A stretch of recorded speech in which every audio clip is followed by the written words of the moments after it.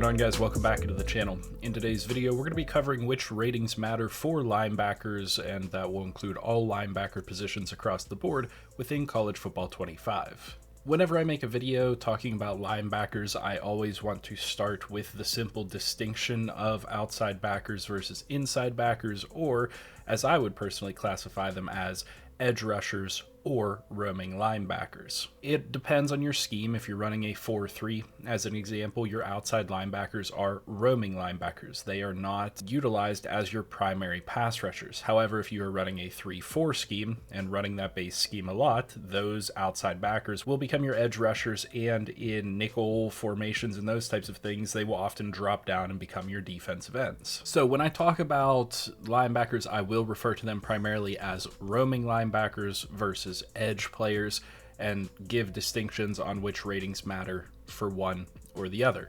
I think the most important one to talk about is roaming linebackers, because that can encompass all three linebacker positions, and it will always encompass your middle linebacker and sometimes encompass two middle linebackers for you. And realistically, these are the players that you need to do the best. Now, if we were to talk about these players strictly from a user perspective, what is the best user linebacker? You're going to want speed, acceleration, agility, and change of direction. Almost everything else comes down to your skill level. Certain things such as block shedding is going to be dependent on stats, their strength and their block shedding, and maybe even the ability to actually be able to tackle and hit somebody with high tackling and hit power, those types of things. But awareness, play recognition, pursuit, all those types of things will be user controlled if you are using that player, and that's what you're looking for. But with that out of the way, there's a whole lot else that matters for linebackers, because number one, you can't control every single linebacker that's on the field for you, and number two, you're more often than not going to have a minimum of two linebackers, if not more, on the field for you at one time. So what is going to matter for those players? Well, like I said, I think that the most important attributes are going to be your speed and acceleration, because I think those are going to primarily determine whether you can do what you need to do as a roaming linebacker, getting from one end of the field to the other, tracking down a ball carrier and whatnot. But there's a whole lot that plays into that. As an example, your agility and change of direction are going to play into whether or not you're able to break towards the ball, whether you're able to get to the ball carrier whenever they make moves and those types of things, and how well you do that. What I like to look for on linebackers is going to be a minimum of mid-80s speed, so like 85 and better.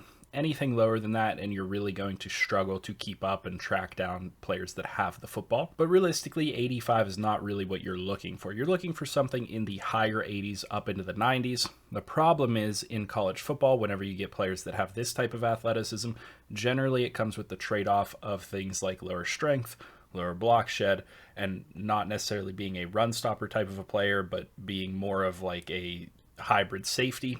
And a lot of them are going to be smaller. So, you know, you can see some of these linebackers here that are 6 foot 192, 223, 226, 192. When you're going up against a 300-pound offensive lineman, that puts you at a disadvantage whenever the algorithms factor in whether that player is going to be blocked or not. So certainly the first and most important thing is the athleticism. Like I said, mid to high 80s speed is what you're really looking for. Mid to high 80s into the 90s acceleration is going to be best for breaking towards the ball carrier, or breaking towards a pass, or whatever it might be.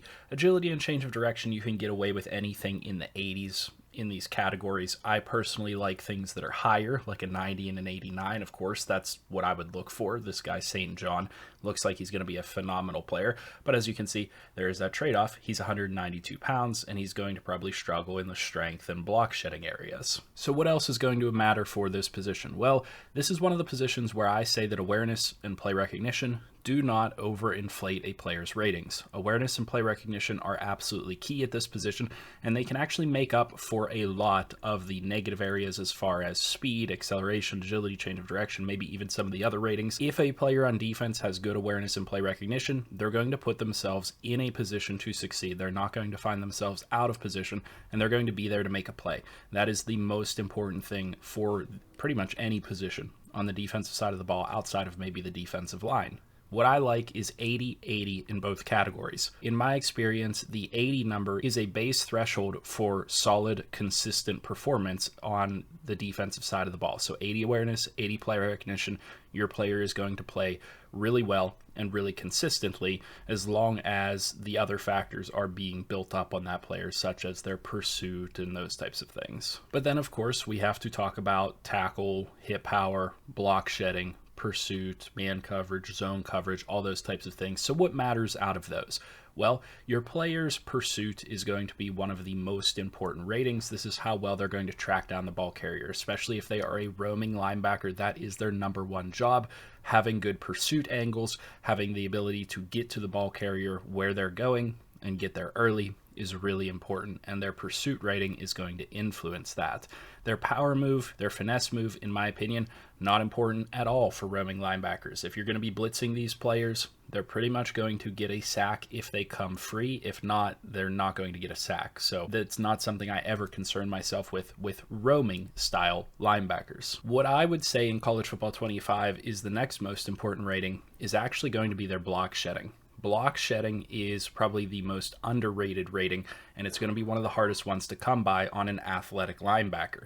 As you can see, a lot of these athletic linebackers come in with 49 block shedding, 67, 60, and that's not going to upgrade too well. It's never going to get to the point that my field general linebacker has with that 87 block shedding. Now, a freshman redshirt with 78 block shedding, pretty solid. Block shedding is really, really important for stopping the run in this game. Obviously, it depends on what you're going up against. If you're in a dynasty where users just pass all the time, you could probably forget block shedding to some extent. However, every league I've ever been in, the users run the ball. They like to have some balance. We like to have some realism. And so block shedding for me is really, really effective at having good linebackers that can do what I need them to do. Next, I would personally talk about man coverage and zone coverage, depending on what you want to do with your defense. I like to run a lot of man blitzes, so having linebackers that can man up a tight end or maybe a slot receiver is really important for me. So I do like to have high man coverage players at my linebacker positions. Most teams are going to expect their linebackers to be good in zone coverage. And so zone coverage is what most of you are probably going to look for on a linebacker. Most of you are probably not going to expect your linebackers to be in man coverage on tight ends and slot receivers all that often. And if they are, chances are they're not going to be doing a fantastic job of covering those guys. I play the game a little bit different. I run a ton of blitzes, so I expect my backers to be able to drop into coverage and cover guys man-to-man. And then we come to the tackling and hit power ratings, where some people might argue hit power is the most important rating for some of these positions. I would personally disagree. It depends on what difficulty you're playing on, what sliders you're playing on. Do you spam hit stick all the time and cut stick and those types of things? It really just depends on your play style. If you do those things and you expect a lot of fumbles, then you're going to need guys that have high hit power in order to generate those fumbles, in order for the algorithm to factor in appropriately for you to be able to force fumbles on ball carriers. So if that is the case, then yes, you're going to want to look for hit power. You're going to want to look for high 80s into the 90s on that. But really, generally speaking on linebackers, anything in the 80s will do. This guy that came in as a pass coverage linebacker with crazy capabilities in coverage is coming in with 65 hit power, which is really detrimental to his capabilities. And you need to know that if you're utilizing that player, that you're only going to be able to perform certain types of tackles with this guy. You don't want to be going out there and trying to hit stick, that's for sure. Their tackling rating is important. It is really important to be able to finish a play as a linebacker. However, you don't need a crazy high rating here to consistently be able to tackle ball carriers. Anything 80 and above is going to get the job done in 99% of circumstances, even against really good running backs. Obviously, the higher it gets, the more consistent you are with wrapping up and finishing plays and not allowing broken tackles, but really 80 and above is going to be what you need here. I don't know if I mentioned it already, but I think strength is relatively important for linebackers. It definitely factors in on block shedding situations. I personally think that that is key because I like to have good block shedding linebackers that can help me in the run game. As you've noticed, there are a lot of linebackers in this game that can get eaten up in the run game and allow extra yardage. And that's one of the things that I look to prevent. It is one of the harder things to find because you're not going to very often find an athletic linebacker that is strong, that also has block shedding and coverage capabilities. That's kind of a unicorn type of player in this game. Most often, you have specialized players. You have guys that are either super coverage focused and aren't good in the run game, or you have guys that are good in the run game but sacrifice on coverage and sacrifice on athleticism. So if you can find a guy that has it all, then you're in really good shape, but that's really rare. And then I want to talk a little bit about these categories right here that I'm scrolling through that are important to your player in certain aspects. Jumping is a rating that you want to have 85 or better on. 85 is and has always been the threshold within these football games going back to Madden in order to get jumping animations with any player in the game. In order to get some of the animations that are available within the game, you have to have 85 plus jumping. Now, linebackers in CFB cannot jump and intercept the ball in the same way, unless they have abilities, of course, that a lot of defensive backs play. And so that's why a lot of people will play safeties at sub-linebacker and those types of things. So keep that in mind. A lot of linebackers are also going to come in with bad jumping ratings and prevent them from being able to go up and get the football. So if you have a player that has 90 plus jumping, you're in really good shape, and they will be able to trigger some animations that most of the linebackers in this game are not able to. Catching is something you want to be aware of, especially if it is a user linebacker or it is a linebacker that you expect to be solid in coverage. Catching is going to influence whether or not they're able to come down with the football when it's thrown their way. And so you can see some players come in with really solid catching. 70 and above is really solid for any linebacker within the game. 60s is serviceable. 50 is going to be inconsistent. The ball's going to hit their hands. Sometimes they're going to drop it. Maybe they'll come up with an interception if you're using it or you get good timing on a switch on or something like that. But realistically, you do want to be aware of whether your player is able to catch or not, and whether they're able to trigger jumping animations. And then a rating that most people would probably not pay attention to on linebackers, but is absolutely crucial, is impact blocking, because this factors directly against offensive linemen and whether or not at the point of contact your player is going to get pushed back or pushed onto their butt. You prefer to have impact blocking somewhere in the high 70s into the 80s on your linebackers for them to be effective. As you can see, my starting field general middle linebacker has 85 impact blocking. He's not going to have a whole lot of trouble at the point of contact with offensive linemen, but a lot of players that come in at linebacker are going to have 59, 71, 33, and they're going to have problems in the run game with getting instantly pushed back as soon as they contact an offensive lineman. And then, as with every position, we talk about stamina and injury specifically. You want these players to stay on the field, so injury, certainly something to consider. And stamina, these are positions that I compare very closely to the running back position on the side of the offense in terms of how much they get beat up, how much they're running around, and how much their stamina depletes. So if you have a really good player that only has 85 stamina, chances are they're not going to be playing at their full capabilities all the time, and they might have to sub off. You want 90 plus stamina on any linebacker within this game, and they are going to wear down quicker than a lot of other defensive positions. So realistically, that's everything that matters as far as roaming linebackers are concerned. As we've talked about, a lot of players in this game are specialized and come in unbalanced. It is really hard to find a player like Kobe King, as an example, that is going to be able to do just about everything you want them to. And even a player like that is going to come in with some weaknesses in some of his areas. He's not super athletic as compared to some of the other players on my team, but the very athletic players aren't very good at stopping the run or getting off blocks. Now, as far as your edge rusher style linebackers are concerned, in those schemes, all of what I said for roaming linebackers still applies.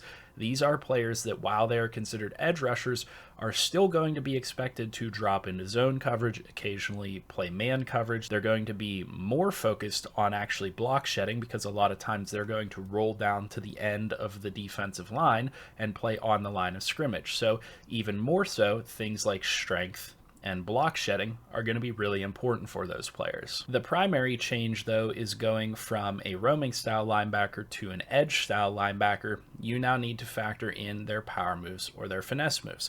They need to be good at one or the other. Generally speaking, 80 plus is your serviceable territory in power moves or finesse moves. As you can see, the starter at this position not good at either of those. However, we have a couple of players behind here that have low 80s. They have quick jump, which is a fantastic ability, probably the best ability for edge rushers within this game. So these guys are going to be relatively effective. Of course, as those numbers go up into the high 80s, into the 90s, they're going to get more and more effective at getting off blocks and getting to the quarterback. But like I said, most of everything else that I said is going to apply. These players have to have good play rec awareness, athleticism, pursuit, all those different things if you want them to do the job that an edge linebacker is supposed to do. They are one of the most difficult positions to build in Madden, in college football, in any football game, because they have the most demanding skill set.